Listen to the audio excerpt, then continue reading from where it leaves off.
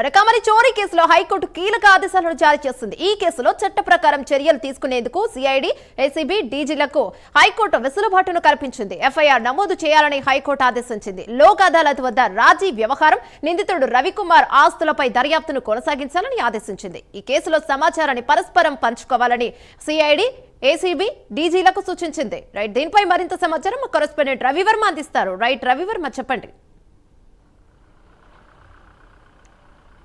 Yes Yamuna, TTD పరకామణి case దాదాపు TTD చరిత్రలోనే ఎన్నడీ లేనటువంటి భారీ చోరీ జరిగిందని చెప్పేసి గత ప్రభుత్వ హయాంలో ఈ తప్పిదం జరిగింది. దాదాపు 2023 మేలో ఈ చోరీ విషయం బయటపడింది. అప్పటి సిఐగా అంటే ఈ విఐగా విజిలెన్స్ సెక్యూరిటీ ఆఫీసర్గా పనిచేస్తున్నటువంటి సతీష్ పరకామణి చోరీకి పాల్పడినట్టు రవికుమార్ని సీసీ కెమెరాల ద్వారా ఐడెంటిఫై చేసి అతన్ని అరెస్ట్ చేసి కేసు నమోదు చేశారు. అయితే అప్పుడు పాలక మండలి చైర్మన్గా ఉన్నట్టు వైవి సుబ్బారెడ్డి హయాంలో ఈ ఇష్యూ జరిగింది. అనంతరం 3 నెలల తరువాత అంటే ఆగస్టు 2023 ఆగస్టు నాటికి టీటీడీ చైర్మన్గా కరుణాకర్ రెడ్డి ప్రమాణ స్వీకారం చేసిన పిదప ఈ కేసును అరెస్ట్ చేసిన అతను విచారణ చేపట్టిన నేపథ్యంలోనే అతన్ని పూర్తి స్థాయిలో విచారణ చేయకనే కేసును రాజీ చేసే ప్రయత్నం అయితే చేశారు.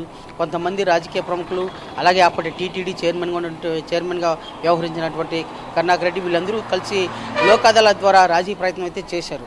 ఇదే రాజీ ప్రయత్నంలో భాగంగానే లోపాయికారికంగా ఒప్పందం జరిగిందని చెప్పి కొన్ని ఆరోపణలు సైతం బయట వచ్చాయి. అయితే ఈ క్రమంలోనే అనంతరం ఏడాది తర్వాత ప్రభుత్వం మారింది, రాష్ట్రంలో పాలకులు అందరూ మారారు. అనంతరం జరిగినటువంటి ఓ భక్తుడు, శ్రీనివాస్ అనే భక్తుడు హైకోర్టును ఆశ్రయించాడు.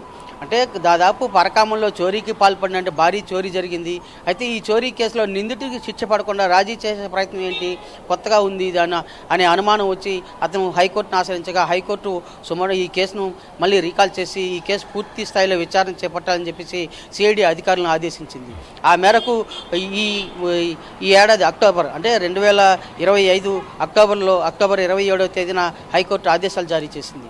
ఆదేశం ఇవ్వడమే కాకుండా దాదాపు నెల రోజుల్లో అంటే డిసెంబర్ 2వ తేదీ నాటికి విచారణ అంతా పూర్తి చేసి కోర్టుకు సబ్మిట్ చేయాలి, సీల్డ్ కవర్ ద్వారా విచారణ నివేదికను అందజేయాలని చెప్పేసి హైకోర్టు అయితే ఆదేశాలు జారీ చేసింది. ఆ మేరకు విచారణ చేపట్టినటువంటి అధికారులు దాదాపు అన్ని కోణాల్లోనూ విచారణ చేపడుతున్న క్రమంలోనే ఓవైపు సిఐగా అప్పుడు కేసు నమోదు చేసినటువంటి సతీష్ కుమార్ హత్యకు గురైన నేపథ్యంలోనే ఆ కేసు విచారణ సాగుతున్న నేపథ్యంలో హత్యకు గురైన యావత్ సంచలనం సృష్టించింది.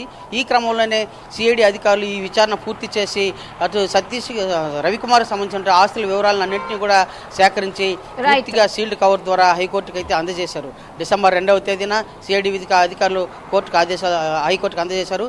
హైకోర్టు అనంతరం విచారణ చేపట్టిన పిదప ఇవాళ హైకోర్టు ఈ కేసు ఎఫ్ఐఆర్ నమోదు చేయాలి, సిఐడి, డీజీ, ఏసీబీ, డీజీ సంయుక్తంగా పరస్పర సహకారంతో కేసును మరింత పూర్తిగా క్షుణ్ణంగా విచారించాలి అని చెప్పేసి, అలాగే రవికుమార్ ఆస్తుల పూర్వపురాలు అన్నిటి కూడా పూర్తిగా పరిశీలించాలని చెప్పేసి కూడా క్షుణ్ణంగా లోతుగా విచారణ జరపాలని కూడా ఆదేశాలు జారీ చేసింది ఏపీ హైకోర్టు.